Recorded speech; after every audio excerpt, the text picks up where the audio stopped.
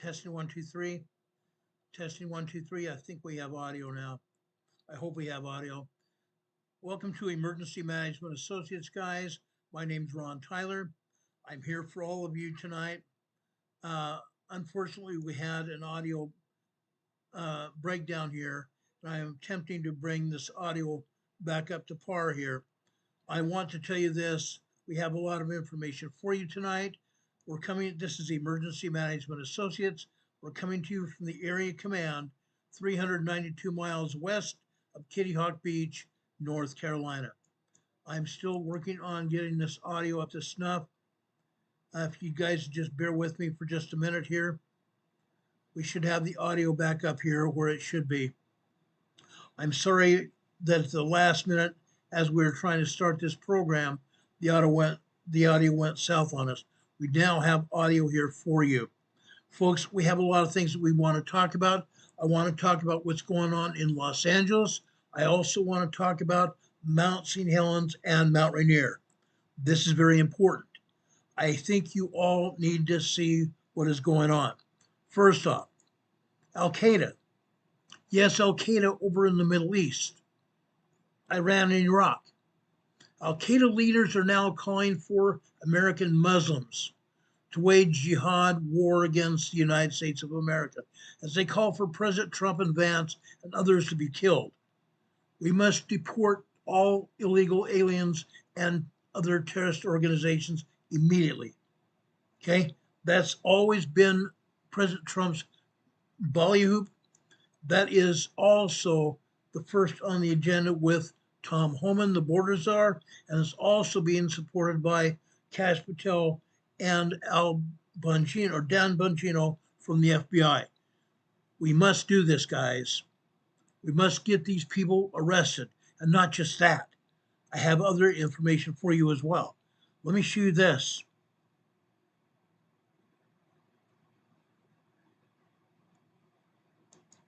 Let me show you this. This is important too. Watch this.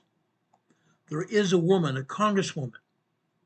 Believe it or not, a congresswoman. Yes, a congresswoman from Minnesota.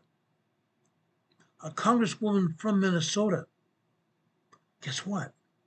She's bad news. She's very bad news. She's also from Islam. She's from Islam. Go figure. Who would have known? Who would have known she'd be doing what she's doing? Now, guys, you got to be crazy. You really have to be crazy to understand some of these things that are going on. But a congresswoman from Minnesota says that she is also from Islam. Incredible. I thought I had her picture here. I don't. I'm sorry, but I don't. But I'm giving you this story as it is now. It's incredible. Her name is Kaohly, Kaohly Vang, Vangher. Her is her last name. Representative Kaohly Vang Her. Excuse me. She told people that she is an illegal immigrant during a special session of the Minnesota legislature on June 9th, yesterday, 2025. Unreal. Unreal. This woman claims to be Islam and claims to be able to take out the United States. Yeah. Unfortunately. Unfortunate. These people need to be recognized and these people need to be taken out of the country. It's incredible what they're getting away with.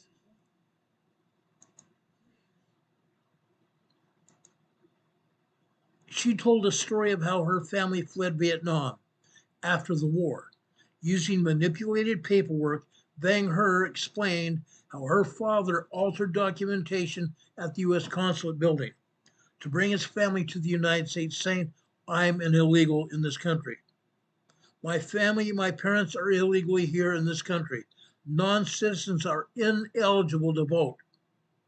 Non-citizens are ineligible to vote." Okay? Non-citizens are ineligible to vote under federal and Minnesota law.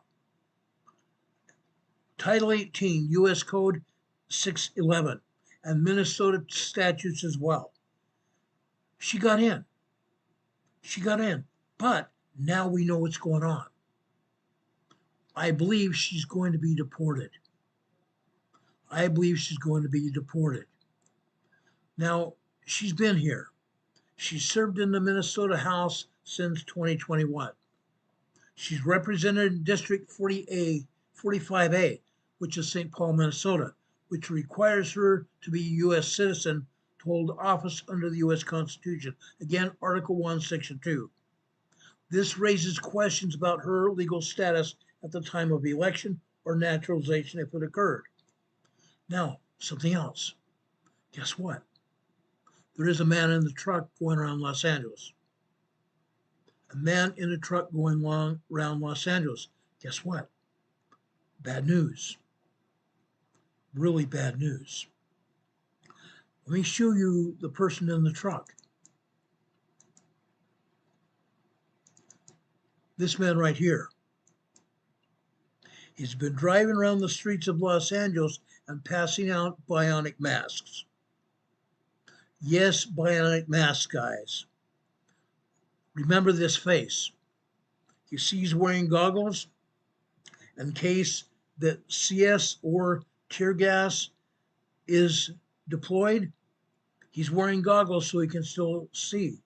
He might not be able to breathe, but he can still see. But he's passing out bionic masks. Incredible. Totally incredible. Let me show you one of those bionic masks right here. Right there. This is called the UVEX bionic mask. Crazy, huh?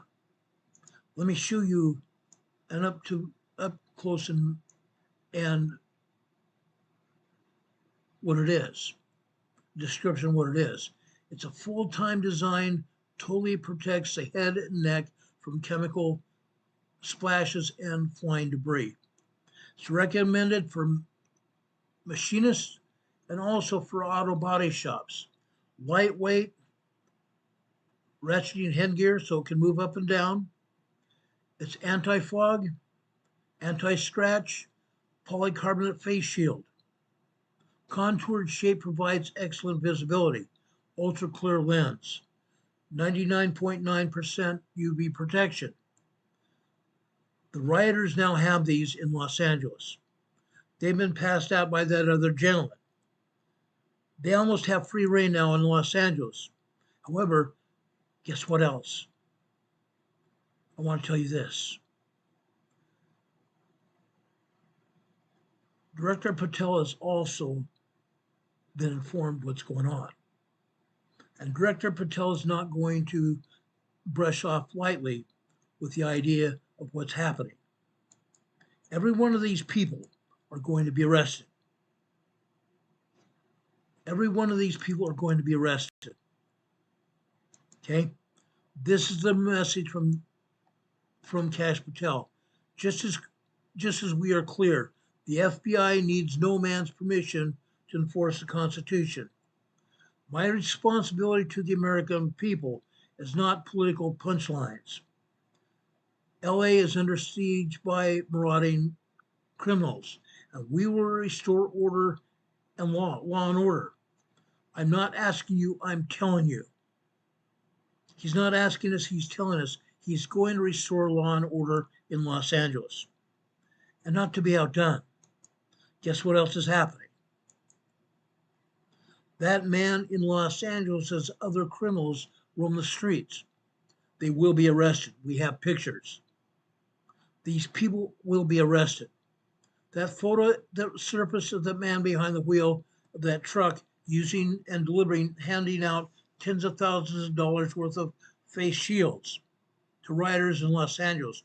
He's reportedly affiliated with Local 399, a Southern California chapter of the Teamsters for a Democratic Union. Yeah, the Teamsters again. Unreal. Who's funding these riots? Who's funding these riots, do you think? Do you have any idea? Guess what?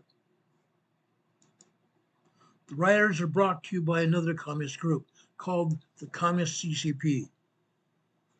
On June 14th, it is said that there will be protesters across this country. June 14th, by the way, is Flag Day. President Trump declared that it is also celebration of the Army, the United States Army. There will be parades out on the streets. Hopefully, it will still continue. But President Trump declared June 14th a national holiday with parades and everything else. But June 14th, there will be protests across this country that are backed by the communist group with ties to the CCP. These groups are using ICE protests as a ruse. MAGA, Make America Great People, do not show up in gear. If you do attend and witness illegal activity, record faces and license plates. We will ask you to submit footage and information to the FBI. This comes from Congresswoman Anna Paulina Luna. If you go to those June 14th Flag Day celebrations, we are asking you to submit footage and information of faces and license plate numbers to the FBI. This is an orchestrated movement by the Chinese Communist Party. Unreal. We now know that. But there's more. There's a lot more. Let me show you this.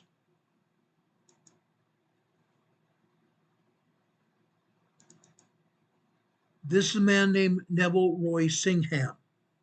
Neville Roy Singham. Right here. Remember this face. Please remember this face. Neville Roy Singham is a communist. Neville Roy Singham is a communist. Okay? It's unreal what these people are getting away with. He's a communist. He wants to take over the United States, and he's funding what's going on. This man is funding what's going on. It's unreal what these guys are getting away with. I can't say how disgusted I am in what's happening. The entire idea is to dismantle this country step by step during the next 2 weeks. Dismantle this country step by step. According to Wikipedia, Neville Roy Singham is a 71-year-old American businessman and a social activist. He is the founder and former chairman of ThoughtWorks. Remember ThoughtWorks, an IT consulting company that provides custom software tools and services, which he sold to a private equity firm for $785 million in 2017. He is funding this. He's the man behind the LA riots.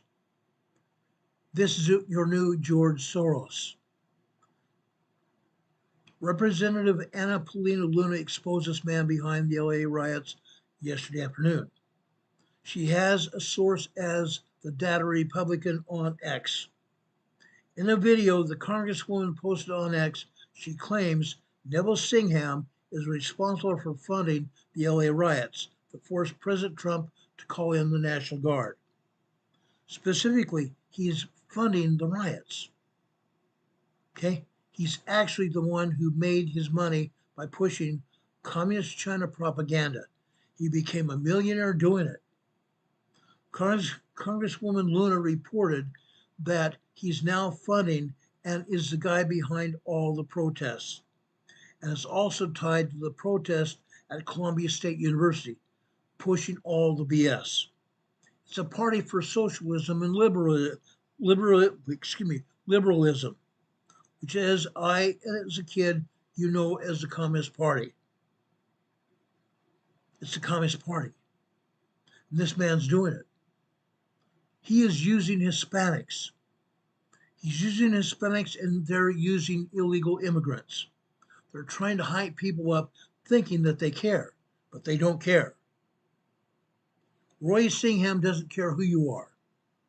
All he cares about is taking over the country by and through the CCP. He and George Soros has been funding this all along. Now, I want to tell you this. We also have the Marine Corps out. We have the Marine Corps. Now, Mr. Newscomb, you've all heard me talk about Newscomb. You've all heard me talk about Newscomb. Okay, let me show you a picture of Mr. Newscomb in case you haven't already seen him.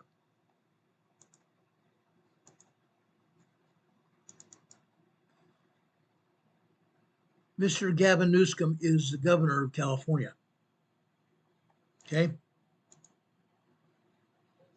Newsom said on Sunday that on Monday, yesterday, he was going to file suit against President Trump. Well, guess what? That didn't work. That didn't work.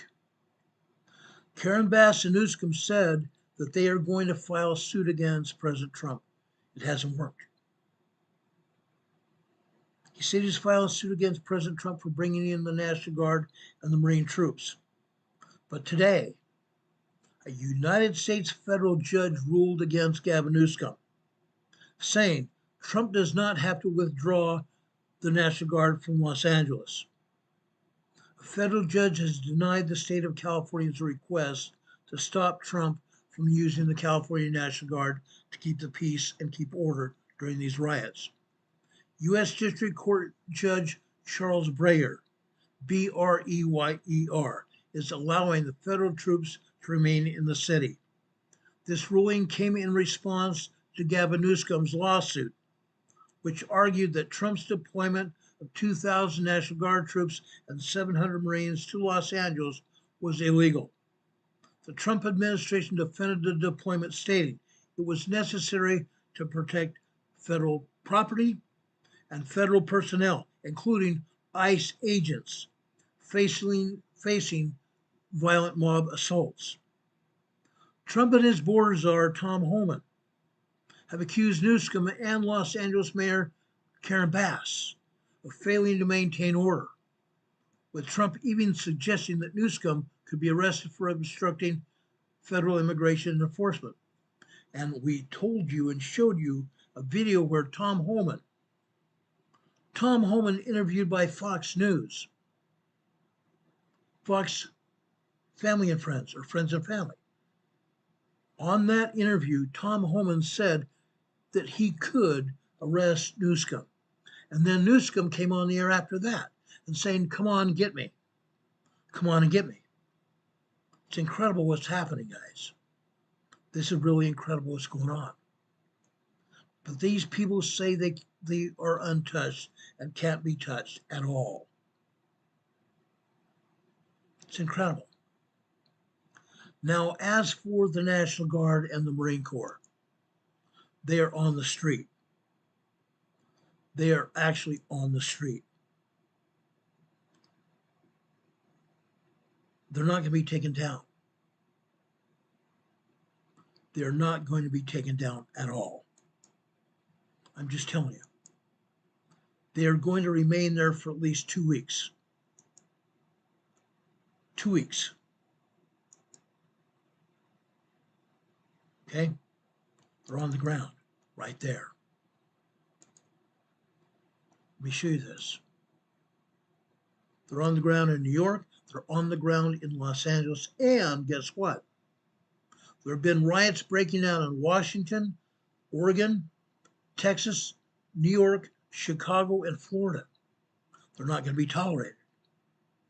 These riots will not be tolerated ever. Trump, in his plea to put the troops on the street, Trump left open the possibility of invoking the Insurrection Act, which authorizes the president to deploy military forces inside the United States to suppress rebellion or domestic violence or to enforce the law in certain situations. It is one of the most extreme emergency powers available to the United States president. If there is an insurrection, Trump said, quote, I would certainly invoke it We'll see. Today from the Oval Office, he said, but I can tell you last night was terrible. And the night before that was terrible. It's not going to be tolerated. Trump has described Los Angeles in dire terms and said that Mayor Bass and Newsom are nowhere close to the truth. We've heard Newsom and Mayor Bass talk, and President Trump said they are nowhere close to the truth. They can't be believed. Now, last night I showed you a brief news conference where Karen Bass was talking. I told you then that she was lying. And you heard her lie to the public, openly lie to the public. Karen Bass and Newsom are liars. Now, rioters have broken out in Los Angeles. I showed you a video of that last night. Now they are plotting to attack 500 U.S. Marine Corps people on the street. Newsleak suggests radical agitators in Los Angeles are planning a coordinated attack and assault on the 500 U.S. Marines stationed in the city tonight, Tuesday night, marking what could be the fifth straight night of lawlessness and chaos. This is not a protest. It's a deliberate war on order, a deliberate war on our military.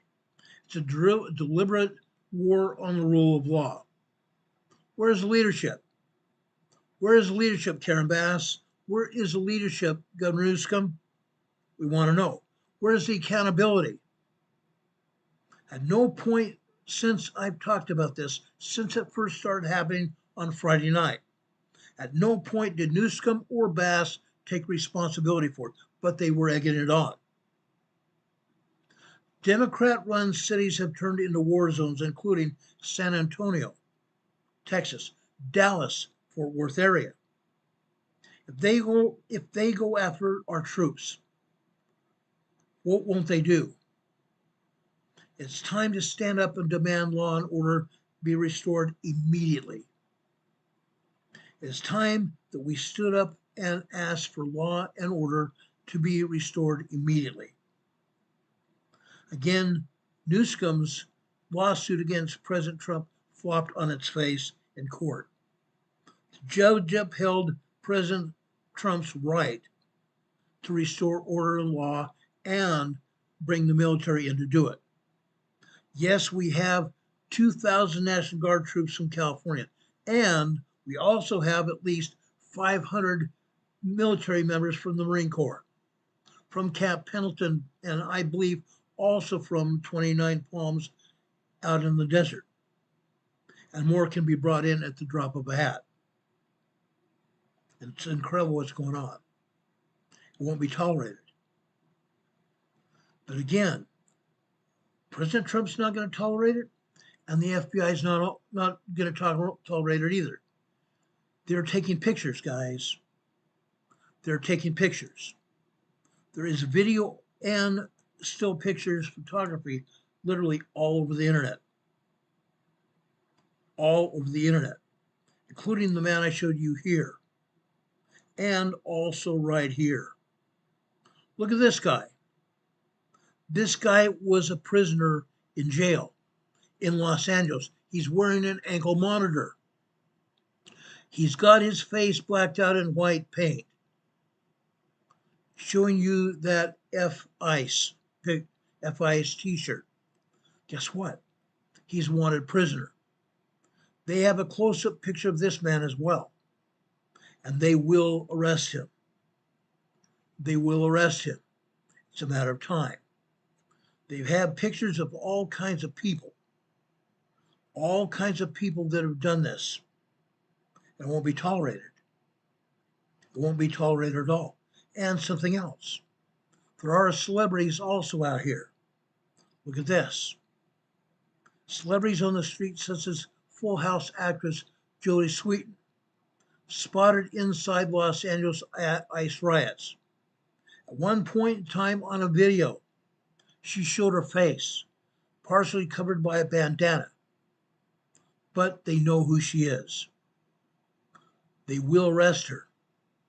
Those people that are opening a rebellion to this country will be arrested. It's only a matter of time. It's only a matter of time. It's not going to continue. It can't continue any longer. It can't continue any longer. Let me show you something else. There is a sheriff in Minnesota. Look at this. Let me enlarge this so you can truly see what we're showing you here. I think everybody needs to see this.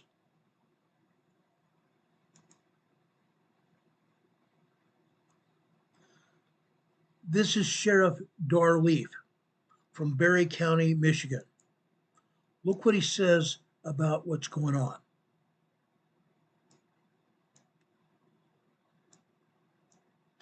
Now, his letter was addressed to Kristi Noem, who is the Secretary of Homeland Security, and also Tom Homan, who is President Trump's border czar. Dear Secretary Noem and Mr. Homan, the Berry County Sheriff's Office provides the Secretary of Security and White House border czar with the following critical information pertaining to national security.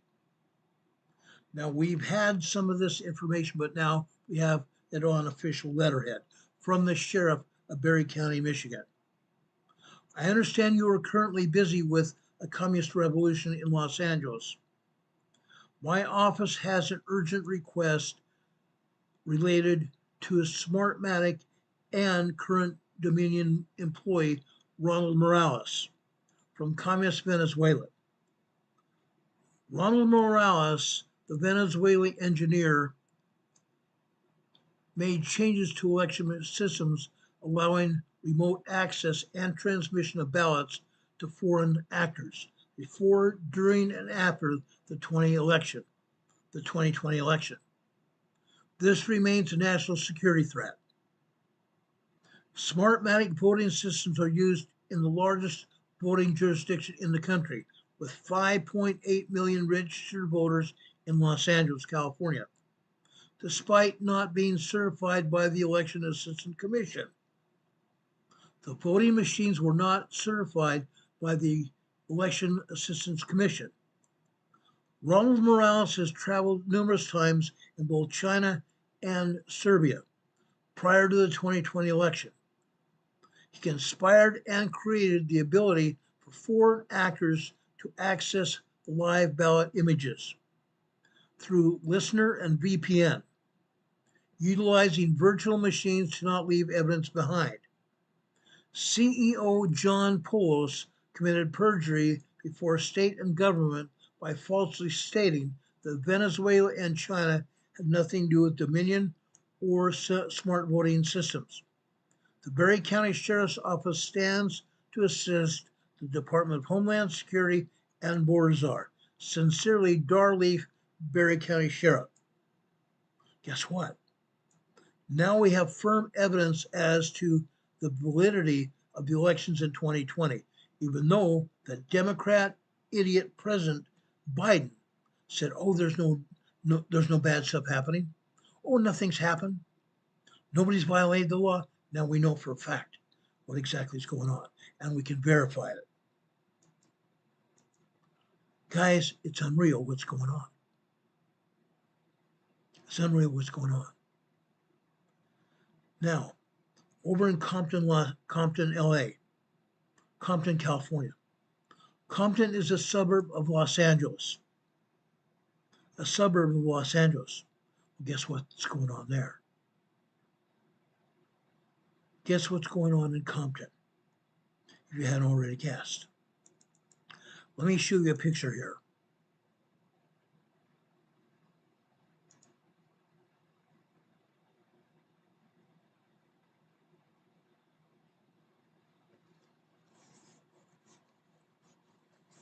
You're kidding me.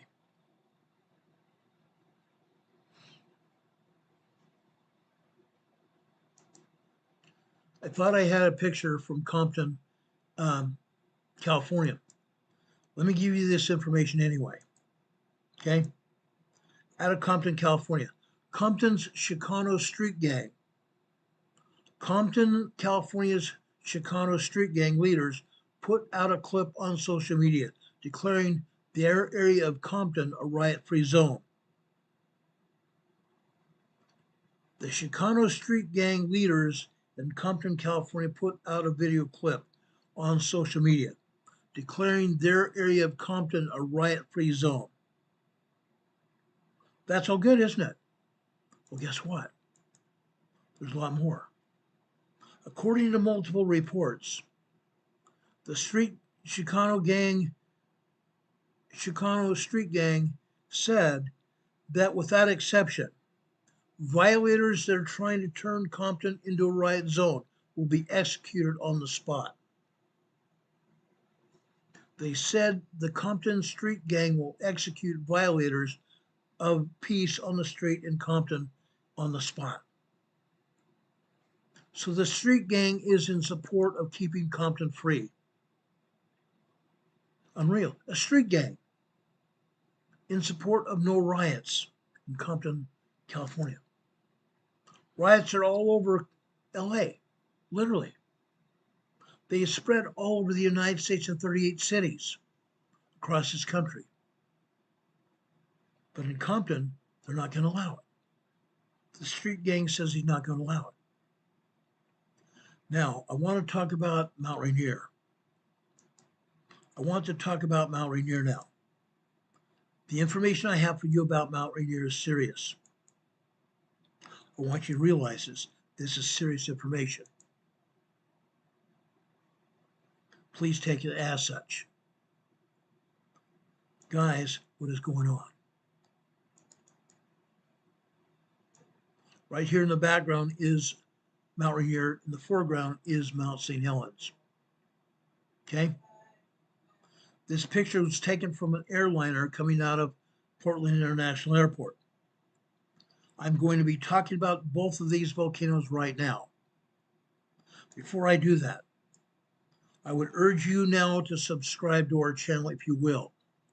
Please do that. Go down just below this video today and subscribe this channel with that subscription button. Right next to that subscription button is a little bell icon. Click on that little bell icon as well. When you click on the bell icon, there will be a drop-down menu of 3 items come up. Click on the word ALL, all.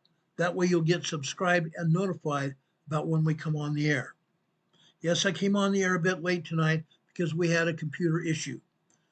All of a sudden, Microsoft had updated our computer. I came on the air as soon as I could, possibly. We got on the air, we're on the air now giving you up-to-date information. The information I have about Mount Rainier and even Mount St. Helens is not good. Okay, it's really not. Let me go on and give you this information.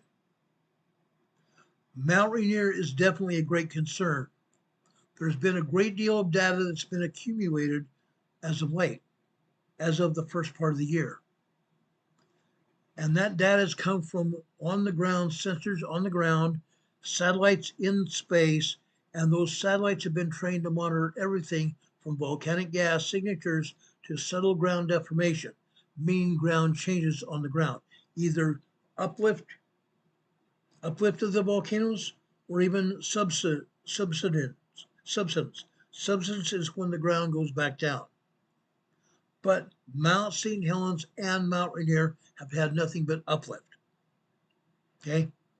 And even subtle anomalies around the mountain for miles are being monitored by the satellites and the GPS devices on the ground. Mount Rainier, for the most part, sees an average eruption once or twice every century, 100 years, which means it's well overdue.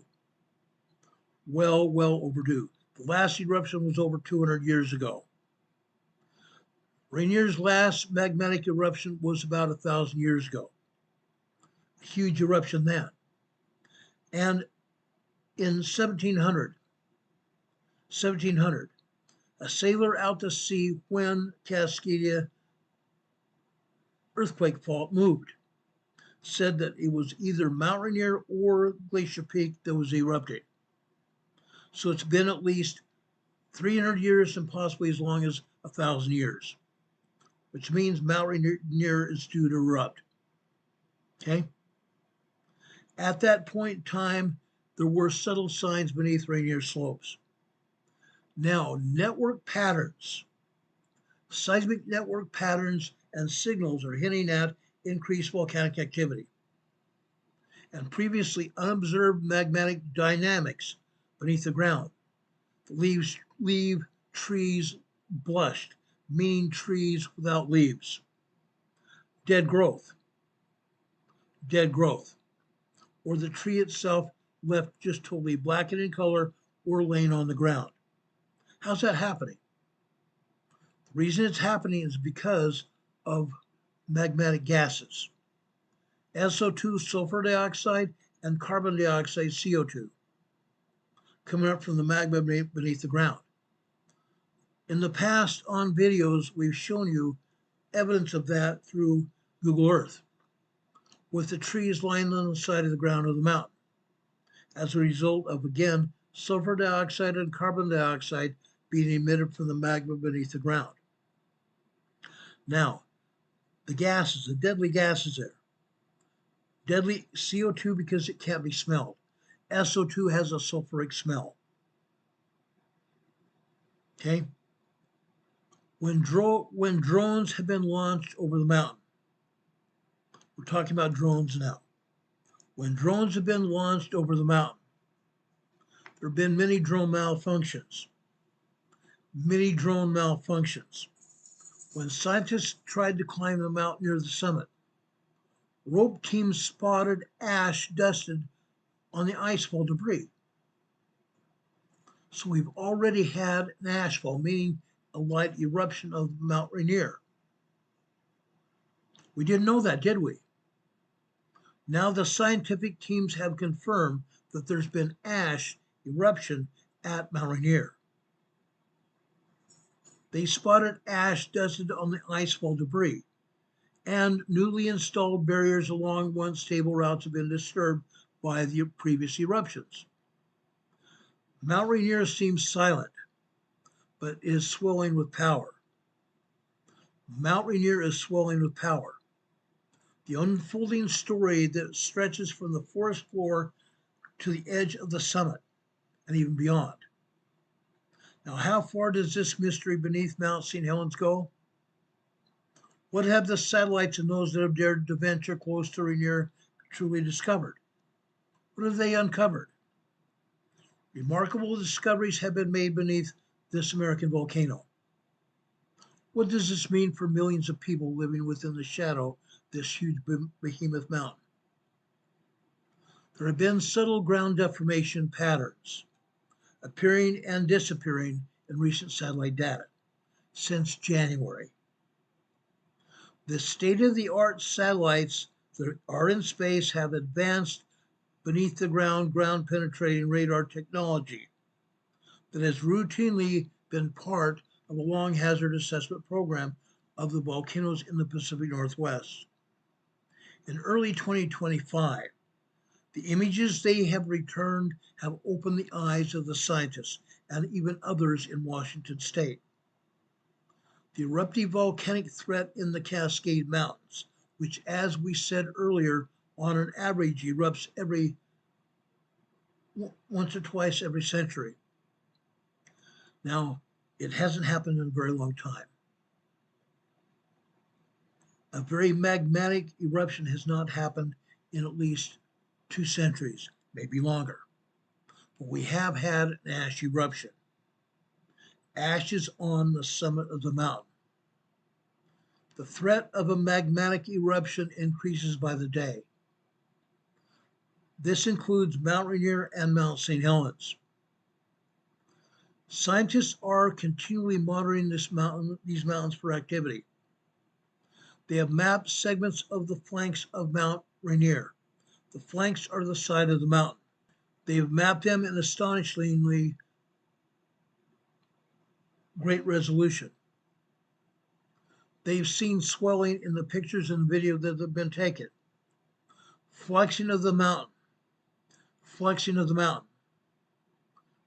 The mountain has been forming swells and depressions that have moved with the seasons. In January, they had a sudden shift in direction. The deformation waves weren't random.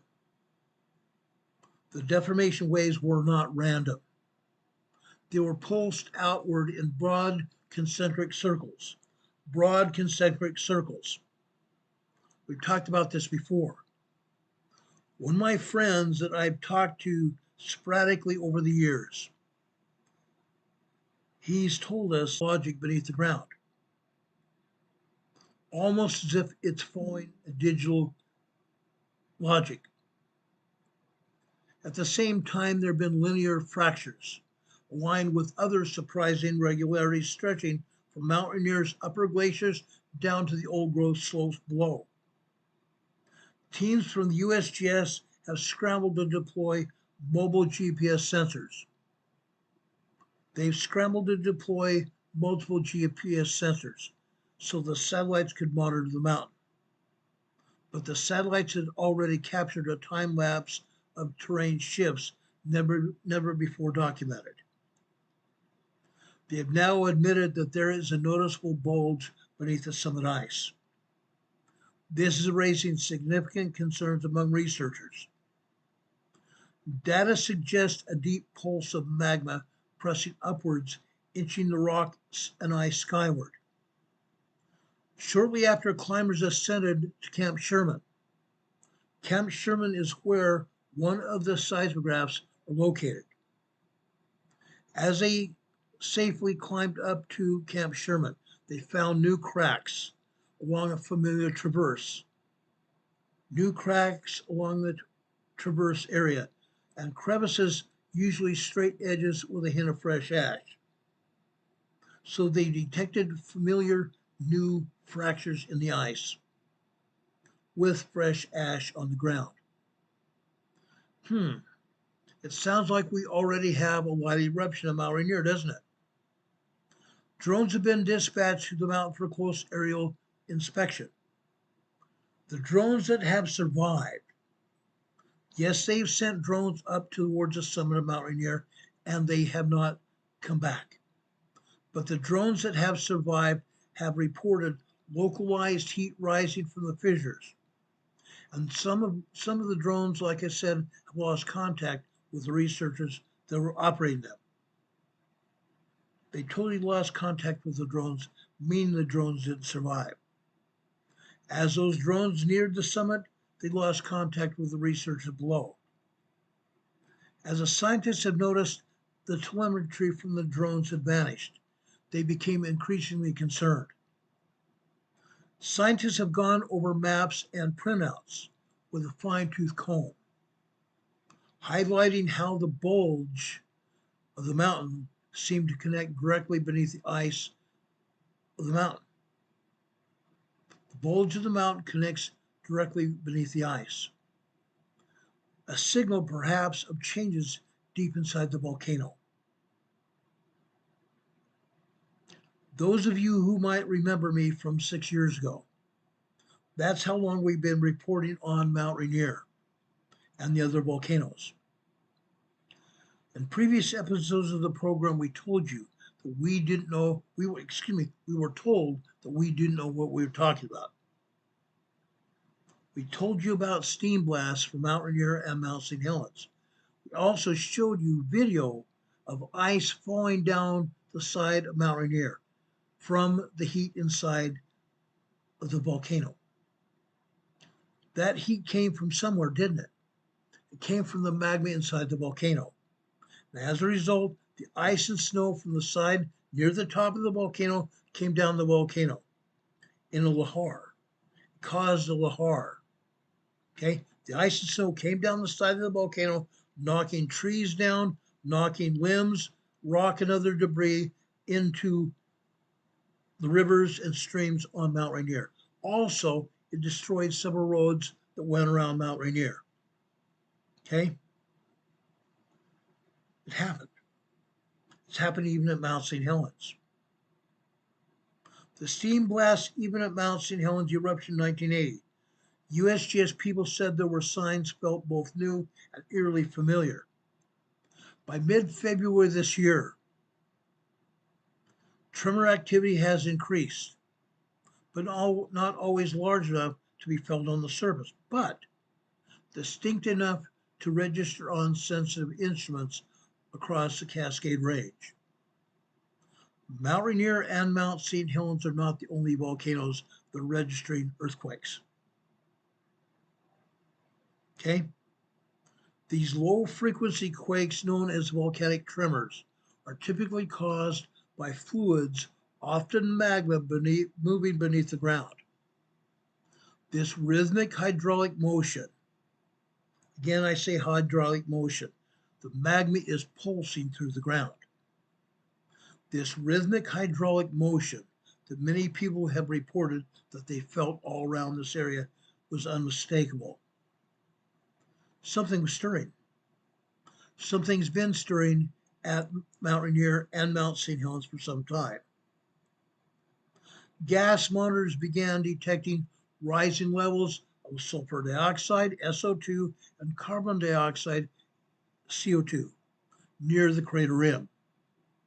Near the crater rim. Remember, there's already been an ash eruption at Mount Rainier.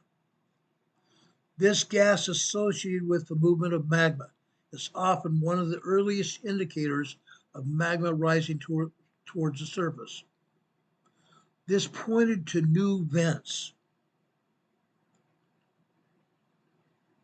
This gas emission has pointed to new vents on the mountain. Okay? Volcanic degassing of the mountain. This shows accelerated melting of the glaciers and snow on the mountain. Okay? This information shows accelerated melting and a scent of sulfur hung in the air. Subtle but undeniable to those who knew what to look for. They knew what they were smelling. Most people telling the public about what is all going on. Most people don't know. They have no clue. But for telling the people about what is going on with thermal cameras. Yes, thermal cameras, guys. The summit warming is not supposedly drastically. It's not supposedly drastic. However, it's enough to break the seasonal patterns of Rainier. That should have been frozen remains very odd. That area that has melted should not have been melted. Steaming generally suggests that under even overcast skies at Mount Rainier, swelling of the volcano as part of the ancient volcanic rhythm is happening. The swelling and the bulge at Mount Rainier is saying that Mount Rainier is very volcanically active. Is something distinctly building beneath the crown of Mount Rainier? Yes. What is behind the remarkable alignment of terrain shifts? Terrain shifts, guys, moving to the earth around Mount Rainier. And fissures, great big huge holes sprawling across the mountain slopes. Could this be the beginning of a new eruptive phase in Mount Rainier and its complex life cycle? Or is this an ominous signal that we can no longer afford to ignore? Volcanoes signal degassing. One of the main things that we look at when we see volcanoes is the degassing prior to the eruption. The degassing of the volcano is one of the telltale signs of eruption of a volcano. And it is going on at Mount Rainier. Okay? The trees dying off. We talked about this a few minutes ago. Trees dying off. Great big huge lodgepole pines on the side of Mount Rainier are black, devoid of even pine needles or leaves on the trees. Some of those trees have also fallen onto the ground, indicating there's no support of the roots beneath them. Why? Because of volcanic gases. SO2 and CO2 starving the roots of oxygen.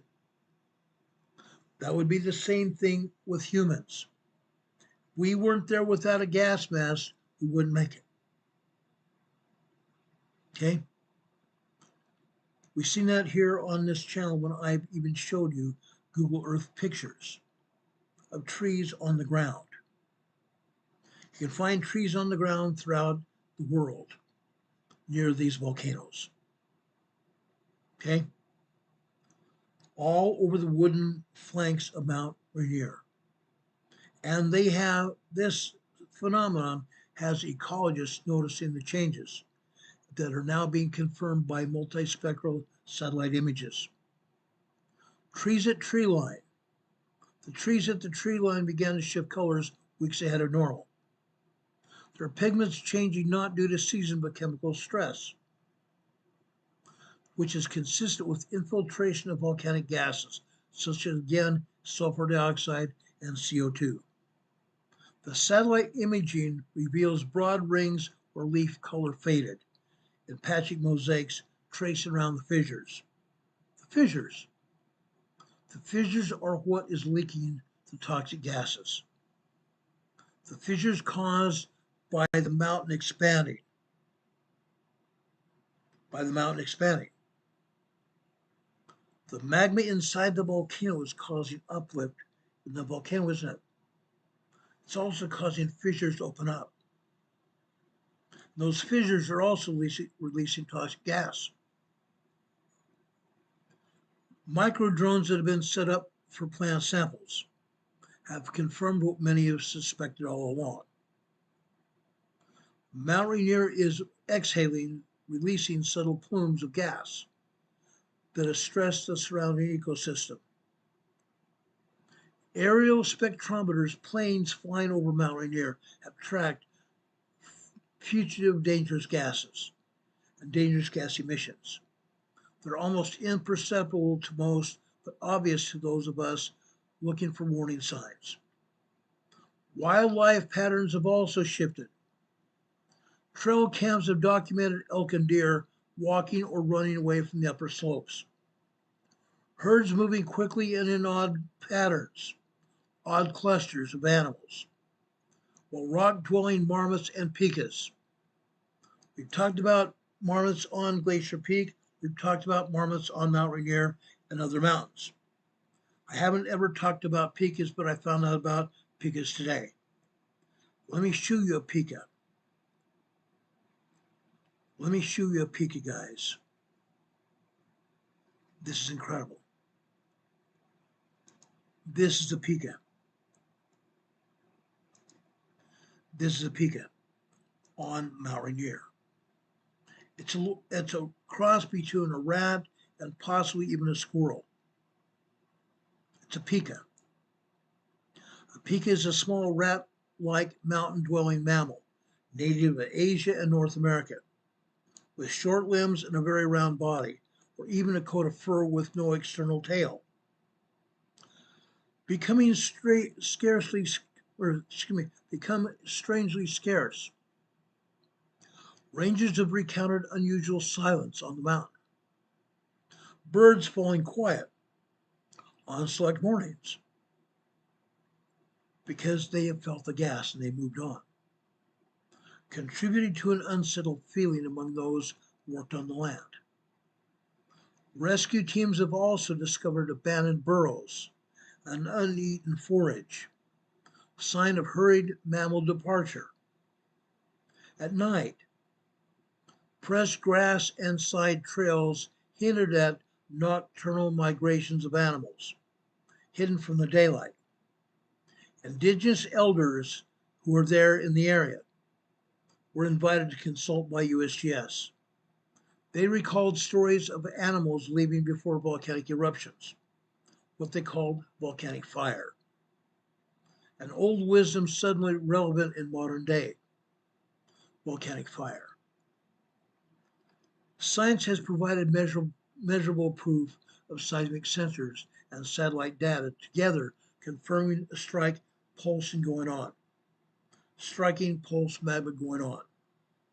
on a single day, one single day at Mount Rainier, where over 10,000 microquakes and earthquakes occurred. Over 10,000 microquakes and earthquakes rattled Mount Rainier Valley in a single day. One single day. 10,000 earthquakes. but most of this shaking went unfelt by humans. Early morning hikers, especially those arriving on or after January 19th, described a rolling vibration beneath their feet, a restless mountain murmuring beneath its ice. Seismologists have been analyzing the data, finding a tangled web of tremors radiating from under the glaciers. Some have likened it to the breath of a sleeping giant. A sleeping giant, guys. Incredible, huh? Absolutely is. Mount Rainier is a sleeping giant, just like Mount St. Helens is.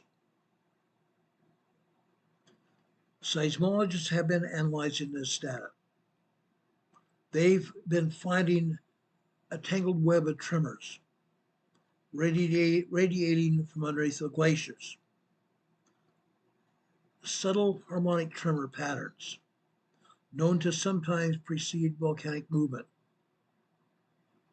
Those have been felt. They've also been seen in the records. In the past weeks, I've also shown you seismographs showing you the harmonic tremors.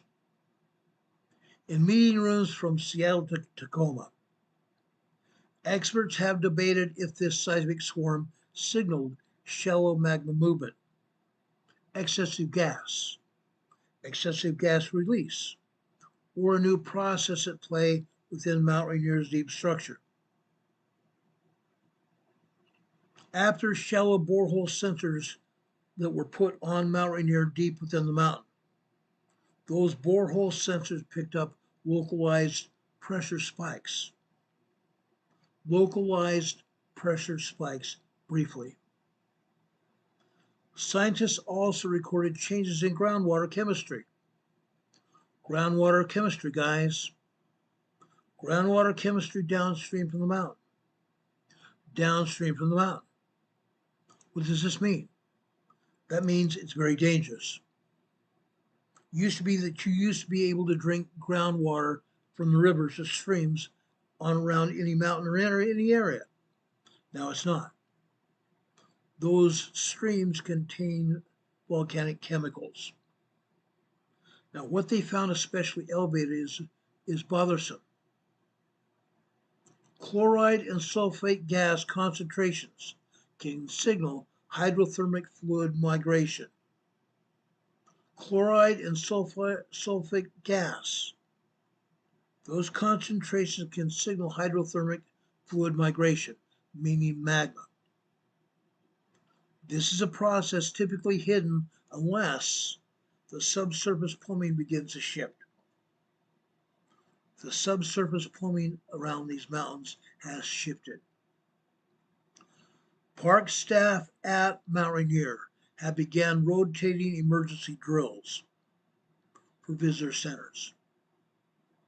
They have begun rotating emergency drills for visitor centers around Mount Rainier. Trail crews. Trail crew signs were updated, quiet notices were posted at ranger stations, and even overnight camping permits were quietly restricted above certain elevations. So you can no longer camp or hike above certain elevations. Now, could this early tree color changes, the restless wildlife, and the explosions of tiny earthquakes all part of the volcanic narrative? I think so. Is Mount Rainier sending out unmistakable signs recognizable to both ancient traditions and also to modern satellites? If this is true, how long is it going to be before the next signal comes out? Not as a whisper of leaves or the silence of birds, but as something louder, closer, and far less subtle. Mount Rainier is potentially a very active erupting volcano. As I said, they have had environmental ecosystems teams monitoring the vigilant mountain. I'm calling it a vigilant mountain because it's moving. They're monitoring the movement. They're also monitoring local snowmelt and even ice stability. Scientists have logged comprehensive environmental metrics, mindful of fluid residues from planes and other markers, recognizing the delicate balance between innovation and environmental stewardship. Yes, plane fuel residues. As planes fly near or over the mountain, they drop fuel residues on the mountain. And scientists and environmentalists are monitoring that. Tensions have run deeper than logistics. Tensions in this area have run very deep. Local communities, environmentalists, and even indigenous groups have raised objections warning of spiritual disruption, ecological risk, and the unpredictable behavior of Mount Rainier. The greatest worry now is ground deformation. Ground deformation. Again, Mount Rainier is in an uplift stage. The summit bulge and its dynamic subsurface has experts concerned. The experts have weighed the risks and the implications of a restless volcano, where the ground beneath it could shift in ways human plans could not even anticipate. Human plans can't anticipate a major, dangerous volcanic eruption. As I said, there are deep borehole sensors buried in Mount Rainier and Mount St. Helens by the USGS. More borehole sensors have been buried near the summit. They began picking up faint harmonic tremors, subsurface vibrations consistent with magma movement. Magma movement near the summit. Now, while not immediately alarming to the public, this launches shockwaves of concern in one confidential report that scientists questioned whether vibrations could interact with existing fracture zone or pressurized pockets beneath the summit. Let me go over that again. Scientists are concerned with vibrations, magmatic vibrations within the mountain, and pressurized pockets of gas that's beneath the summit, and the existing fracture zone, the existing fractures in the mountain that are emitting gas. When Mount Rainier reawakens, will this mountain remind us once again who truly holds the power that's beneath the sky, below the icy patterns and the anomalies of the volcano?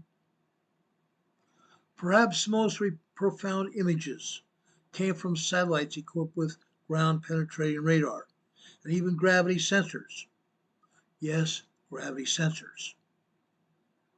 Gravity can move. The satellites are picking up gravity penetrations and gravity movement. The gravity sensors are sweeping the peak of Mount Rainier in a tandem with the space satellites. These measures have detected movement in kilometers, not inches, in kilometers beneath the summit. Kilometers of movement. Structural differences extending for kilometers beneath the summit, beneath the ice and the snow, and layers of fractured rock.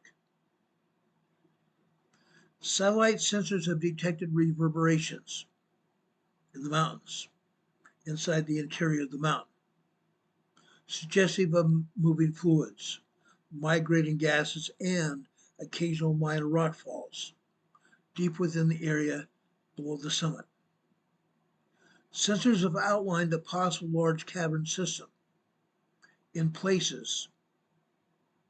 These spaces which appear to have collapsed or even been moved by fresh faults. Large cavern systems being moved by fresh faults. This is a reminder of the dynamic processes at work at Mount Rainier and also Mount St. Helens, out of human sight. Some instruments recorded minor magmatic anomalies, near these voids, the fissures, even the caverns, possibly indicating zones rich in magnetite. Magnetite is a magmatic rock that has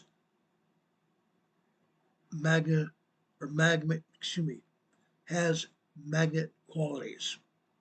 Magnetite is a rock that has magnetic qualities and other minerals as well.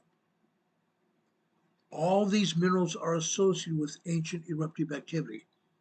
Now, while few geophysicists have speculated about rare mineral phases or unusual electrical properties, that evidence remains grounded in natural geological processes.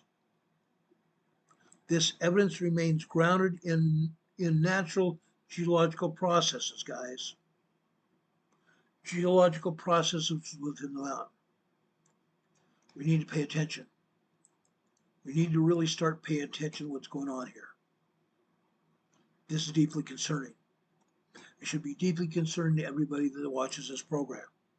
It should be deeply concerning to anyone who's even hearing my voice. And again, I want to urge everybody to please share this program largely, widely, all over the internet. Everybody needs to know. Linda Covington says she wishes her family would relocate, but they've lived there since her uncle retired from the U.S. Air Force. Yes, I understand that. One voter is asking Linda Covington if they know. Don't know. Linda Covington is not the only one that has family there. Aubrey that's here on this channel, in the chat, she's going to visit her family in September, providing that Mount Rainier holds its space. Now, could Rainier's roots be laced with ancient networks of cooled lava hydrothermal veins? Cooled lava hydrothermal veins, yes. Down beneath Mount Rainier on the lower slopes, there may be cooled lava veins in the mountain, and even shifting water, shifting groundwater. This is all possible. But my feeling is this: is it safe? Is this mountain's deep anatomy now being mapped in the finest detail, only thanks to unrelenting satellites monitoring the ash and the wind from the mountain? How about the human interaction as satellites have traced patterns imperceptible to even the naked eye? Those of us on the ground have found unmistakable evidence of change on Mount Rainier. January this year, we started to see remarkable changes in Mount Rainier and also Mount St. Helens. I showed you most of the changes. I've shown you the seismograms showing you movement in the volcano, in the magma inside the volcano. I've also showed you seismograms, like I said, of the harmonic tremors inside both mountains. Climbers and rangers setting out from the dense wet rainforest on the ground at the base of the mountain have now got up into the mountain itself. They have arrived to find the familiar snow-dusted and gray ash. The air tinged with a faint scent of sulfur dioxide, and reports of icefall collapses from the rapid upper cliffs breaking loose without much warning. Why is the icefall collapsing? Because of the heat inside the volcano.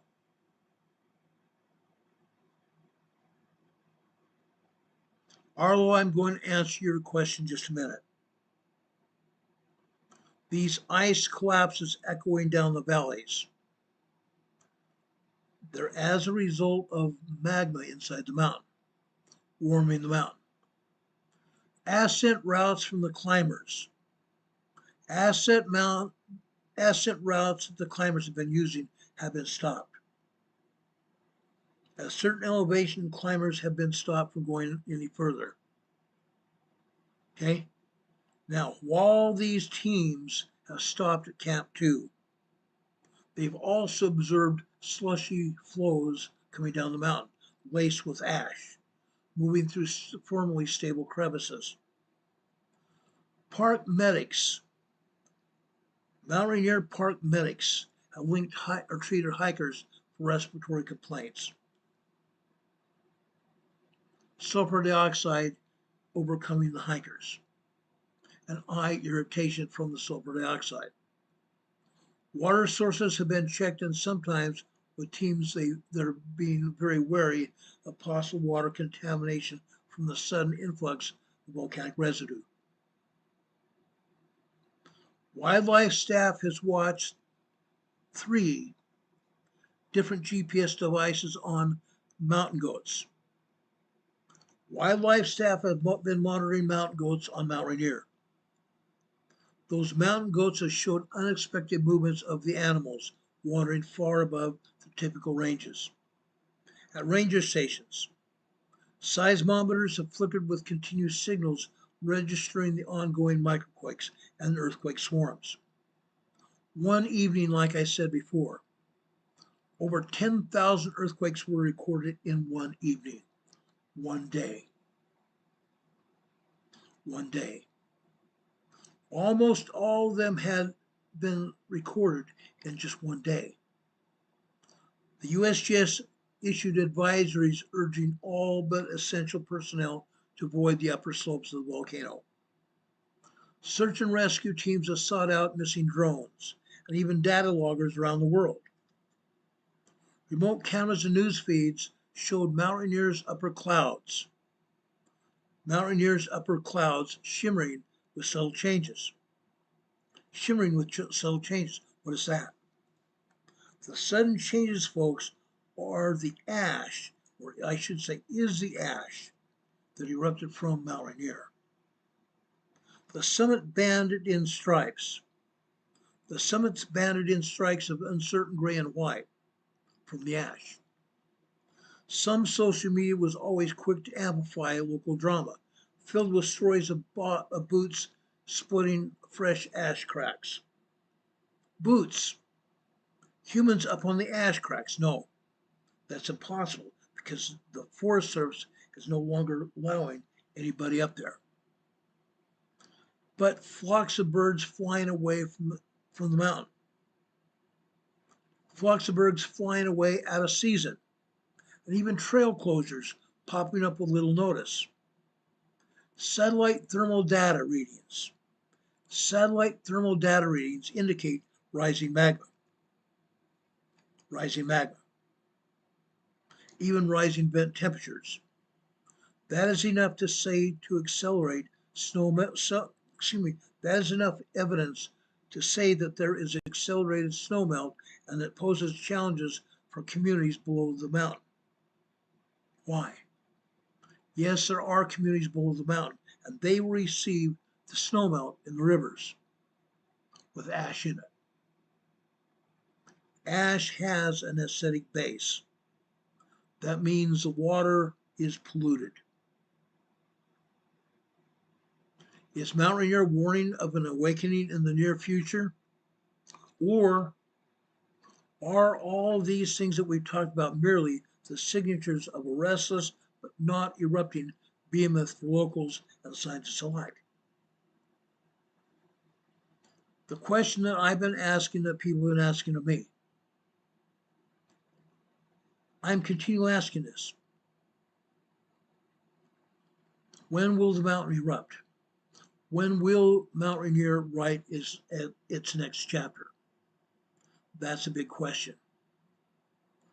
Now, I have spoken oft times with pioneer climbers on Mount Rainier.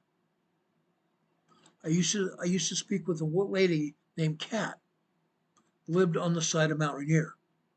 She told me she helped hikers get onto Mount Rainier and helped them climb the mountain. But the pioneer climbers on Rainier and to even modern engineers that have been drawn to Mount Rainier, they've always sensed that it had a dual nature to its majesty and its being unpredictable. Sensors have exposed layers of truth beneath the peaks. But what is happening will rewrite the history books. Mount Rainier is not merely a mountain monument, but Mount Rainier is a living question mark. A living question mark to tell us what is going on below Mount Rainier's unveiled secret chamber that is haunting us, the magma chamber inside Mount Rainier. Most of the uncanny quake swarms caused by the hidden geometry of the mountain lie beneath the new frontier above the clouds. Above the clouds. Mount Rainier, for the most part, is surrounded by clouds. We are surrounded by clouds here. I am going to continue monitoring this mountain and also Mount St. Helens. Both of these mountains are beginning to be dangerous. USGS has not issued any advisories for staying off this mountain except for the Forest Service. The Forest Service is monitoring where people can go, not above a certain elevation. Okay? Do we have any questions for me? I'm going back to a question that was asked just a little bit ago by one voter. Yeah, or no, it wasn't one voter. It was Arlo Ponders. Arlo Ponders is asking in the chat, what is the possibility of a strong quake hitting Southern California, Los Angeles, within the next 5 days, based on recent activity in South America and the Australian plate? Quite honestly, what is going on the Australian plate almost has no significance with the San Andreas Fault. But what goes on in South America, over in Central America, because all the scientific evidence is pointing to all the seismic events happening in South America, those seismic pressures are all also penetrating into Central America, Southern Mexico, and into Northern Mexico and into California. What do I think the possibility is of a major earthquake within the next 5 days? It's possible. It's possible. It's not probable, but it's possible. Why do I say that? I've been monitoring seismic activity in Southern California for many years. I was monitoring it back when I was in high school and college. Yes, I have a degree in geology and seismology. I was out with my seismology professor in the deserts of Southern California. We were out monitoring seismology and also volcanics out in Southern California. Yes, there is a possibility of a major earthquake in Southern California, but I think that major earthquake will occur sometime this summer. That's my own opinion. I might be wrong. I might be wrong to some extent, but I'm going to try to put it within like a 3-month period. It could happen in September or even by the end of the year, but it's going to happen. All the activity is showing that the seismic activity is locked up on the San Andreas Fault in Southern California, just east of Los Angeles and southeast of Los Angeles, and even down into Southern California along the Mexican border. The San Andreas Fault is getting ready, and it will go. Surgery is asking also, is Mount Rainier tied into the vent off the Oregon's coast? The science says yes. Surgery, the science says yes. Okay? The science says the magma chambers from the undersea volcano, what they call the undersea mountain, is connected to Mount Rainier and Mount St. Helens and possibly even Newberry Volcano, Sister Volcano Complex, and even possibly Crater Lake. That's what they're saying. I read the scientific studies. I've seen the pictures.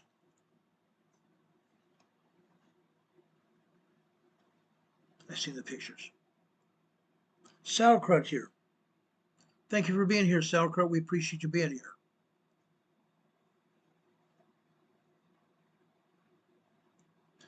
One voter says the groundwater boiling is how the volcano vents violently. Yes, it does. The groundwater boiling is a way where the volcano vents its heat. Without that groundwater boiling, such as the geysers in Yellowstone probably would have already erupted by now. But again, I'm going to tell you this. Right now, there are no signs about Yellowstone volcano erupting. There are no signs of an imminent eruption at Yellowstone at all. All we have are tremors, mostly tremors, and occasionally a minor 2.0 to 2.7 earthquake. That's it. That's it. The only way Mount Yellowstone volcano would erupt is this. If we continually had 4.5 to 5.5 earthquakes all around Yellowstone. That has not happened. That has not happened. It's not been continuous. Yes, we had one 5.0 2 years ago. Most of the time we have 3.5 being the largest, but we've also had a 4.5 earthquake recently in Yellowstone. But it was only one. It did not continue. If there were continuous earthquakes in Yellowstone itself, in Yellowstone proper, even under Yellowstone Lake, then I said, guys, look out, Yellowstone could erupt. But I'm not saying that. There is no signs of an imminent eruption at Yellowstone at all. Now, we have had earthquakes. Let me back off here. Let me go here into my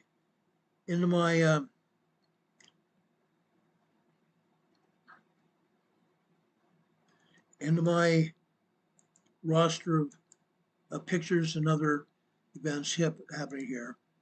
I'm going to take down our banner. I took down a webcam. I want to go over here to the USGS map and show you what's actually going on. I would ask that all of you please pay close attention to this. This is important. If it wasn't important, I wouldn't show it to you.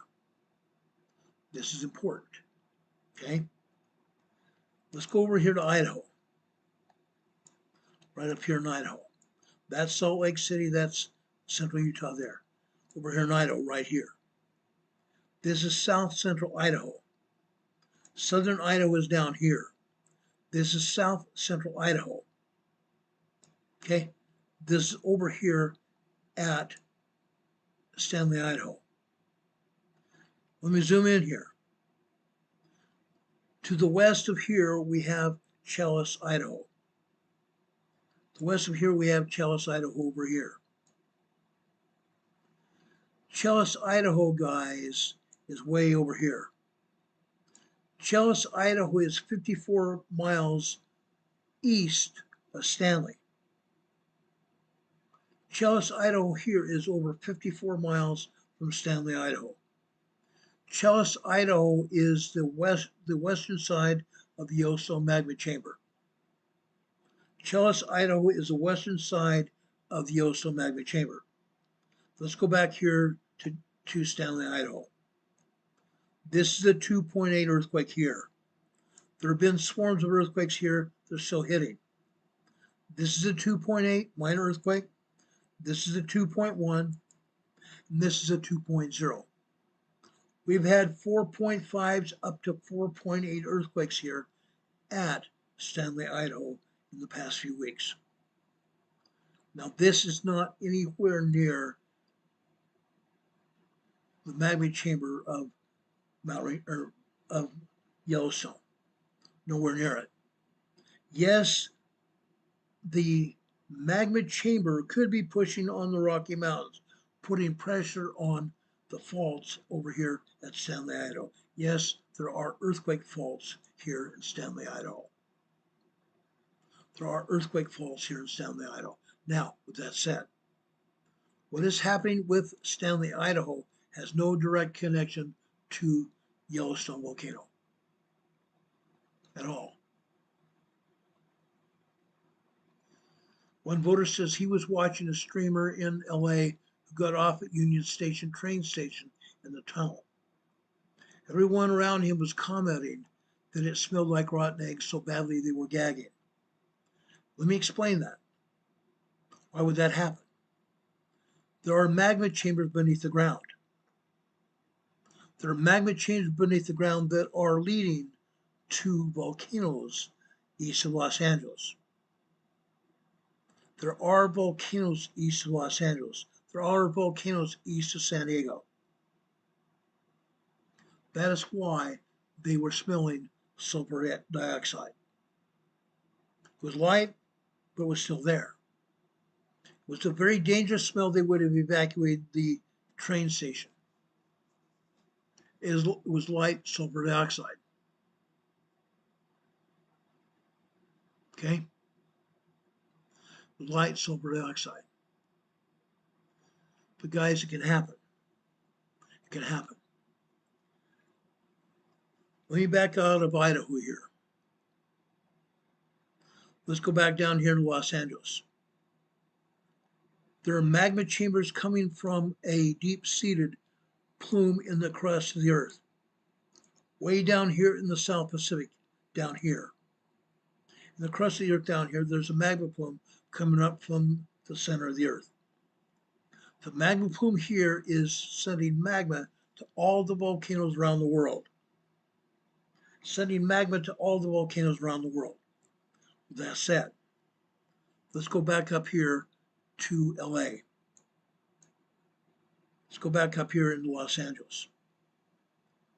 Yes, there are volcanic plumes, magma plumes coming into LA and also underneath San Diego in the ground.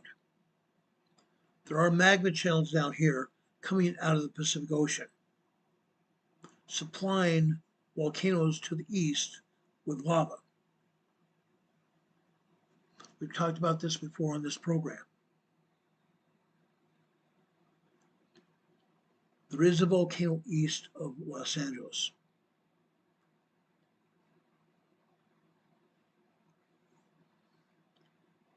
Let me pull up a slide here for you. Hold on, I'm going to have to pull up USGS, my USGS information here. I'm going to go over to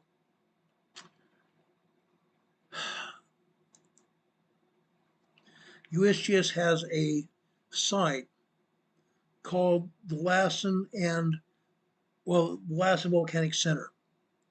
Through the Lassen Volcanic Center, I can pinpoint exactly what's going to happen. I can't. I've seen it. Also, not just that, but the United States Geological Survey and Caltech have a website. It's called Southern California Seismic Network.org. On that website, there's a place on that website where you can monitor the volcanoes and monitor seismic energy. Okay, I've done that. There's a place in Los Angeles called Walnut, California. Now they're here at Walnut, California. I'm going to show you this in just a second. Walnut, La Puente, California. There is a seismograph. That seismograph is keeping track of what's going on at the volcano there in Walnut, La Puente area. I just pulled up the information on that volcano right now. I'm going to show it to you in just a second here.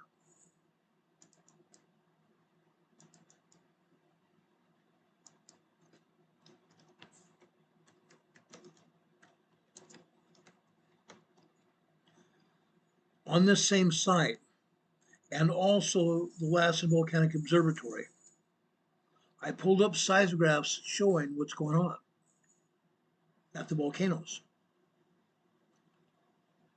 Salton Sea down in Imperial Valley, Southern California, is also an active volcano. It's an active volcano. And folks, what is going on over in Los Angeles is also very telling. Out here in the mountains outside Los Angeles, just outside the city of Los Angeles, there is a volcano over in Walnut, La Puente area. Let me show you now what's going on there. Let me take this down here. Just briefly, the screen will be black. as I bring up this image. Give me a second here.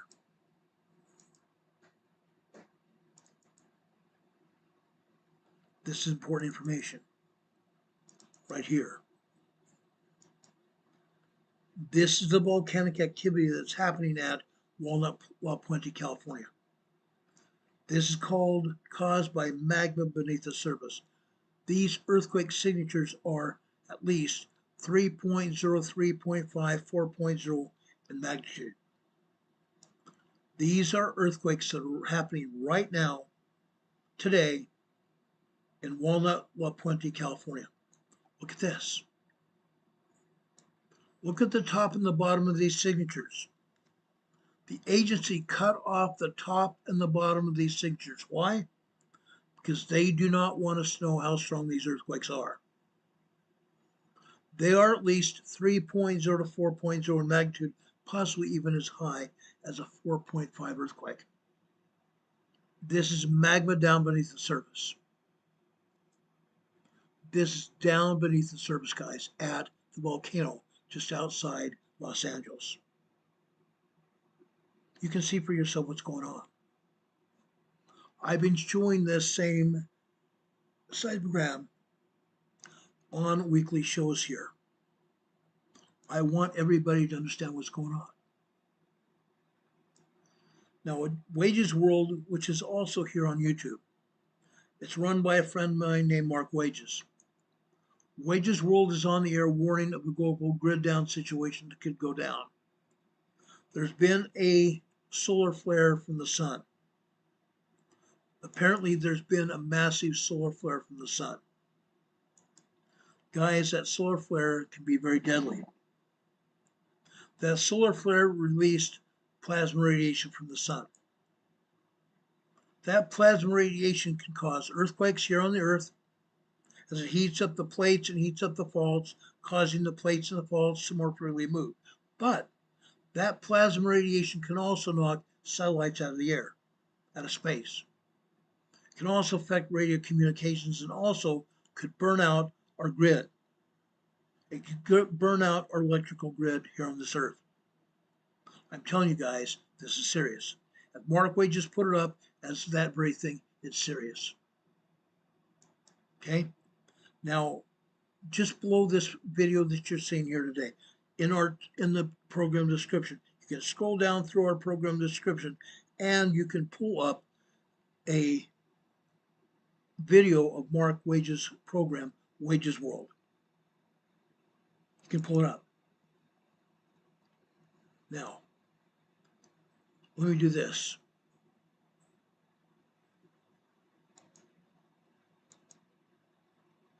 Let me do this.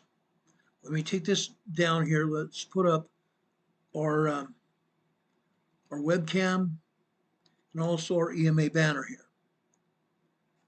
As I do this,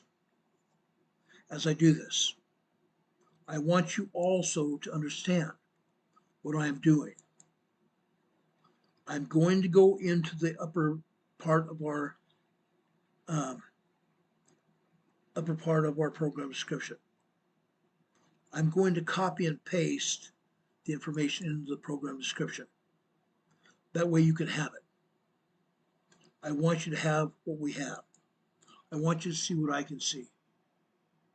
Give me a second on this.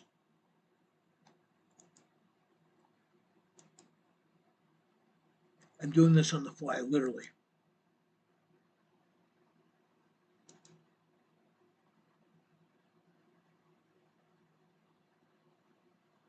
I will put the copy link of Mark Wages' program directly into the program description.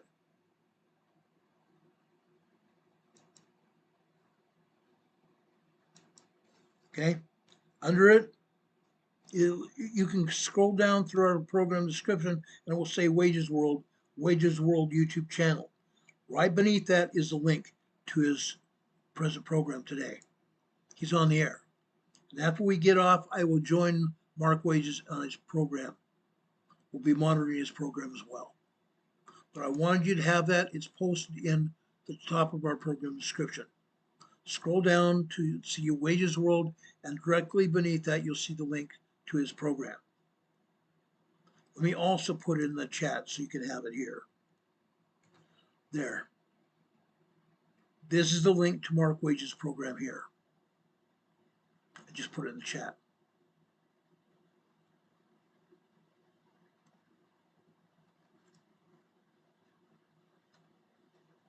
I want to thank my buddy Don Patoka for being here.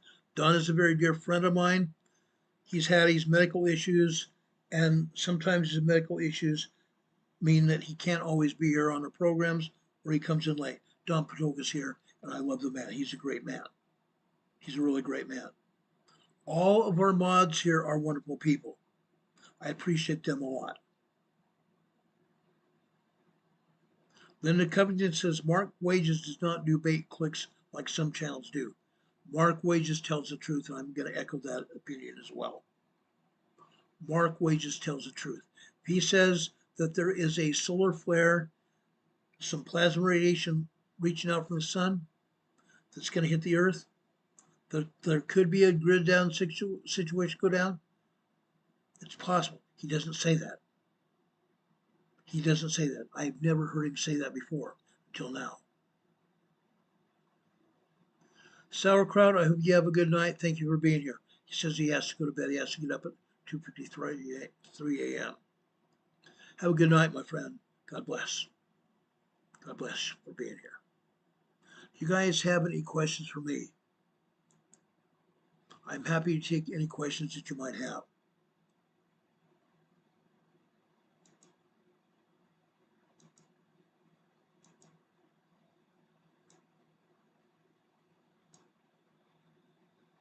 Any questions? Mom Ruth says she already got notified by Wages World. Thanks. Thank you, Mom Ruth, for being here. Mom Ruth is a former neighbor of surgery in northern Salt Lake County. She's also a friend of our channel. I appreciate her being here. Any questions, guys? As Linda Covington says, it's time to take notice. I agree. I totally agree with that situation. I want to thank you all for being here. Guys, again, if you are not already subscribed to this channel, please subscribe. And when you do that, click on that little bell icon you see right next to that subscription button so you get notified when we come on this channel. Click on that notification bell and click on the word ALO. That should get you notified when we come on the air. But be notified this. YouTube does not always notify everybody. They lie, they cheat, they steal. They do that. What I'm telling you now is that is the way you get notified when we come on the air. If not, we usually come on the air sometime after 6 p.m. Monday through Friday. Yes, I came on the air extremely late today. I've now tried to come on the air by 4 o'clock Eastern time. I've been trying to get on the air by 4 o'clock Eastern time. I came on the air very late. Hopefully that won't happen again. Today's excuse was the internet and the stupid Microsoft. Microsoft has to have an update right when I'm getting on the air. Unreal. But anyway, you can do that, okay, to subscribe to our channel. Also, at the bottom of your screen, you see our PayPal locations scrolling by. Please click on that if you want to help to keep this program on the air. If you want to help donate to our channel, just click on either PayPal or a Venmo link here. Also, our address is here. Our email address and our home address. Home address is 504 Bethel Road, Box 401. Morganton, Morganton, North Carolina. Zip code here is 28655. Our email address, where you can send us complaints, suggestions, or anything else, is rltnspdema@gmail.com. Any questions? Arlo Ponders is saying, thanks for answering my question. I heard it on another channel and wanted to get your opinion. Now, yes, there is another channel on YouTube. That man calls for a major earthquake in Los Angeles every weekend. He's been calling for a major earthquake. A 6.0 is not a major earthquake. It's a very strong earthquake. but he's been calling for a 6.0 to 7.0 earthquake happening every weekend, mostly on Sundays for the past 3 years. So far, he's been very wrong. It has not happened. And I still don't believe it's going to happen just because he says it is. I'm just going to tell you that. I'm not going to tell you his name. I've done that before, but I don't want to do it again. But I'm telling you, it's not going to happen like he says it is. Okay? I've been analyzing everything that's going on. Yes, it could happen at any time. The last time we had a major earthquake in Southern California was at the Mexican-U.S. border. It was over in Mexico, just northern Mexico, right next to the U.S. border. It was over at the border of Calexico and Mexicali. Calexico being on the north side of the border, and Mexicali being on the south. It was in a province of Mexico called Guadalupe, Victoria. Guadalupe, Victoria. It was there. It caused a 7.1 earthquake, and scientists are now saying it was stronger than that. It was felt all the way up into Los Angeles and all the way over in Arizona. Yet it was at the Mexican border. And there was major damage in Mexicali. There was some damage on the north side of the border in Calexico and over in Imperial Valley. There was damage in San Diego. I was there. At the time, I was doing a disaster drill in San Diego County. We went real world when the earthquake hit. There was glass dropping out of skyscrapers to the ground. Glass dropping out of skyscrapers to the ground. We were real world in San Diego for several hours until that earthquake quit and the glass stopped popping out of windows. We were looking at everything going on. We had activated the Emergency Operations Center in San Diego County. The Operations Center in Los Angeles was also activated, and also the Phoenix Emergency Operations Center was activated, as well as the Emergency Operations Center at Miramar Naval Air Station, Naval Station San Diego, also over in El Centro and over in Arizona. Every emergency operation center in California was in Southern California was operational. It was an incredible day. Aubrey's here. She said she fell asleep in the heat there. Did I hear correctly that it was ash on Mount Rainier? Yes. Yes, you did. Mount Rainier did not erupt lava, but erupted ash. Okay? That's the story. Anyway, guys, if you don't have any more questions or anything, I'm going to get out of here. I hope you have a good night and a better tomorrow. We will be on the air sometime after 4 o'clock tomorrow evening, hopefully. Now, let me give you something else, some more information about that. Tomorrow, sometime during the day, Carol and I are going to have to be taking our dogs and us out of the apartment for at least 3 hours. We have a spraying for insects. We have to be out of the house for at least 3 hours, which means if it happens at a certain time tomorrow afternoon, I won't be on the air as I want to be. But I'm still going to try to make an appearance here on the air sometime, at least by evening. So do know that. I'm going to try to be here tomorrow afternoon, but if something happens because of the sprain, we can't be in the apartment for 3 hours. Okay? Now, I hope you have a great evening, guys. I've given you the information I have. If you have any questions, send those questions over to our email. I will answer any questions as soon as I possibly can. Right now, I've got to get off the air. I've got to help Carol clean out this apartment.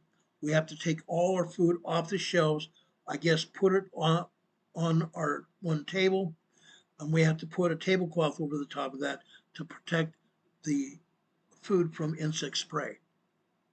It's a crazy thing. All the shelves have to be taken off and washed, and then they spray it, and then we have to go through and spray and wash those shelves to get the insect material off. It's crazy. Guys, join us over on Mark Wage's World and see what's going on with the sun. God bless you guys. We love you. Thank you all for being here. We'll see you soon. God bless. Bye-bye.